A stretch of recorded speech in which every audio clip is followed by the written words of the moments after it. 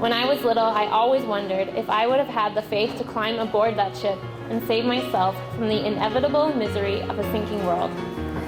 That was my question when I was 5. Now that I've grown, I see how simple it is, because in real life there are no ready-made boats to be found, and it isn't a question of climbing aboard to happily float along with your own petting zoo.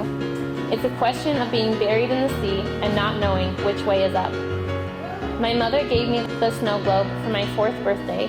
Every night she would twist the dial on bottom, then lay back on my bed to listen as the small song trickled into the bedtime air. It was the best part of every day, no matter what the day had been. Laying there with my mother, smelling her hair, her lotion. I would hold my breath and wait until our exhales collided and we breathed the same rhythm.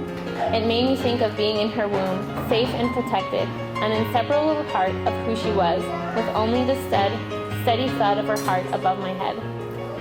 Sometimes on those nights, my mother would slide her arm behind her head, stare into the grooves of my bedroom ceiling, and slowly smoke a cigarette while the music played.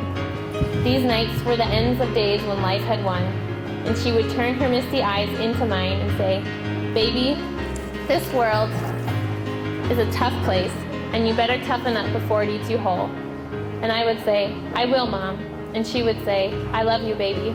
And I would say, "I love you, Mom." My mother was right. The world is tough and hungry, and it ate her up. But she was wrong too, because you can't rise to the surface if you're holding on to rocks. You can't illuminate a dark room by being a shadow. You have to let go of the boulder sinking you. Only then will you be light, and only light will dispel the darkness.